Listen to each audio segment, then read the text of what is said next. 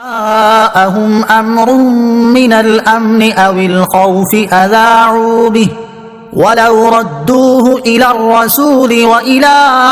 أولي الأمر منهم لعلمه الذين يستنبطونه منهم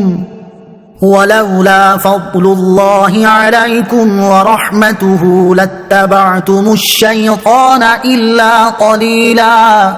ترجمہ: اور جب امن یا خوف کی کوئی بات ان کے پاس آتی ہے تو اسے پھیلانے لگتے ہیں، حالانکہ اگر اس بات کو رسول اور اپنے با اختیار لوگوں کی خدمت میں پیش کرتے تو ضرور ان میں سے نتیجہ نکالنے کی صلاحیت رکھنے والے اس خبر کی حقیقت کو جان لیتے، اور اگر تم پر اللہ کا فضل اور اس کی رحمت نہ ہوتی تو ضرور تم میں سے چند ایک کے علاوہ سب شیطان کے پیچھے لگ جاتے۔ وَإِذَا جَاءَهُمْ أَمْرٌ مِّنَ الْأَمْنِ أَوِ الْخَوْفِ، اور جب امن یا خوف کی کوئی بات ان کے پاس آتی ہے۔ یہاں اگرچہ خاص سیاق و سباق میں ایک چیز بیان کی گئی ہے، لیکن اس میں جو حکم بیان کیا گیا ہے یہ ہماری زندگی کے ہزاروں گوشوں میں اصلاح کے لیے کافی ہے۔ خلاصہ کلام یہ فرمایا گیا کہ جب کبھی امن مثلا مسلمانوں کی فتح یا خوف مثلا مسلمانوں کی شکست کی کوئی بات لوگوں کے پاس آتی ہے جو فساد کا باعث بن سکتی ہے تو وہ فوراً اسے پھیلانے لگتے ہیں، حالانکہ اگر اس بات کو یہ لوگ رسول کریم علیہ الصلوۃ والسلام اور اپنے با اختیار لوگوں جیسے اکابر صحابہ رضی اللہ تعالی عنہم جو صاحب رائے اور صاحب بصیرت ہیں کی خدمت میں پیش کرتے اور خود کچھ دخل نہ دیتے تو سمجھدار لوگ ضرور اپنی عقل و دانش یا اپنی تحقیق کی روشنی میں اس خبر کی حقیقت کو جان لیتے اور یوں بات کا بتنگڑ بننے کی بجائے حقیقت حال کھل کر سامنے آ جاتی۔ زندگی کی اصلاح کا ایک اہم اصول،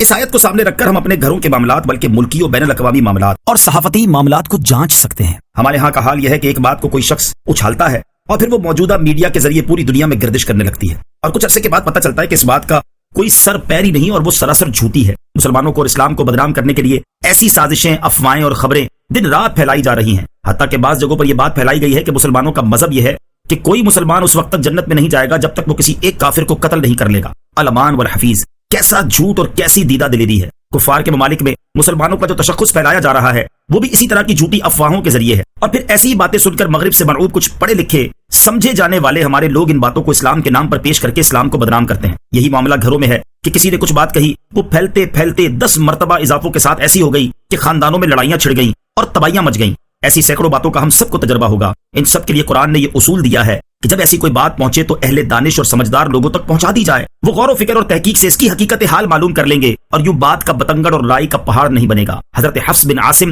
رضی اللہ تعالیٰ عنہ سے روایت ہے، رسول اکرم علیہ الصلوۃ والسلام نے ارشاد فرمایا، کسی شخص کے جھوٹا ہونے کے لیے یہی بات کافی ہے کہ وہ ہر سنی سنائی بات بیان کر دے۔ ایک اہم مسئلہ، مفسرین نے فرمایا ہے کہ اس آیت میں اس بات پر دلیل ہے کہ قیاس جائز ہے، اور یہ بھی معلوم ہوتا ہے کہ ایک علم تو وہ ہے جو قرآن و حدیث سے صراحت سے حاصل ہوتا ہے، اور ایک علم وہ ہے جو قرآن و حدیث سے استنباط و قیاس کے ذریعے حاصل ہوتا ہے۔ یہ بھی معلوم ہوا کہ امور دینیہ میں ہر شخص کو دخل دینا جائز نہیں، جو اس کا اہل ہو وہی اس میں غور کرے۔ فقاتل فی سبیل اللہ لا تکلف الا نفسك وحرض المؤمنین عسى الله ان يكف بأس الذين كفروا واللہ اشد بأسا واشد تنکیلا۔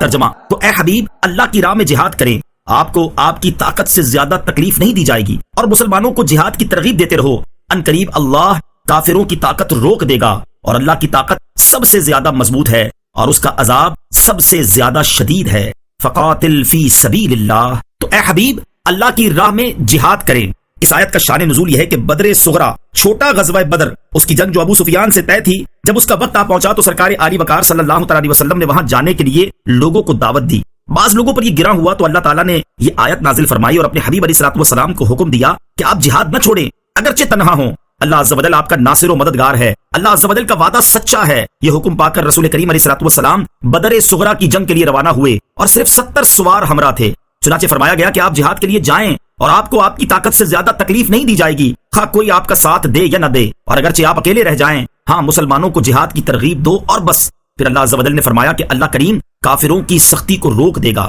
چنانچہ ایسا ہی ہوا کہ مسلمانوں کے اس چھوٹے سے لشکر سے کفار ایسے مروب ہوئے کہ وہ مسلمانوں کے مقابلے میں میدان میں نہ آ سکے۔ سید المرسلین صلی اللہ تعالی علیہ وسلم کی شجاعت، اس آیت سے ثابت ہوا کہ تاجدار مدینہ صلی اللہ تعالی علیہ وسلم شجاعت میں سب سے اعلیٰ ہیں کہ آپ کو تنہا کفار کے مقابل تشریف لے جانے کا حکم ہوا اور آپ آمادہ ہو گئے۔ حضرت انس بن مالک رضی اللہ تعالیٰ عنہ فرماتے ہیں، حبیب خدا صلی اللہ تعالی علیہ وسلم تمام لوگوں سے زیادہ شجاع اور بہادر تھے۔ حضرت عبداللہ ابن عمر رضی اللہ تعالیٰ عنہ فرماتے ہیں، میں نے نبی کریم علیہ الصلوۃ والسلام سے زیادہ بہادر اور طاقتور، سخی اور پسندیدہ کسی کو نہیں دیکھا۔ حضور پر نور علیہ الصلوۃ والسلام کی بے مثل شجاعت و بہادری کا یہ عالم تھا کہ حضرت علی المرتضیٰ کرم اللہ تعالی وجہہ الکریم جیسے بہادر صحابی کا یہ قول ہے، جب لڑائی خوب گرم ہو جاتی تھی اور جنگ کی شدت دیکھ کر بڑے بڑے بہادروں کی آنکھیں پتھرا کر سرخ پر جایا کرتی تھیں، اس وقت ہم لوگ نبی اکرم صلی اللہ تعالی علیہ وسلم کے پہلو میں کھڑے ہو کر اپنا بچاؤ کرتے تھے، اور آپ علیہ الصلوۃ والسلام ہم سب لوگوں سے زیادہ آگے بڑھ کر اور دشمنوں کے بالکل قریب پہنچ کر جنگ فرماتے تھے، اور ہم لوگوں میں سب سے زیادہ بہادر وہ شخص شمار کیا جاتا تھا جو جنگ میں سید المرسلین صلی اللہ تعالی علیہ وسلم کے قریب رہ کر دشمنوں سے لڑتا تھا۔ غزوہ حنین کے دن جب ابتداءً مسلمان کفار کے حملے کی تاب نہ لاتے ہوئے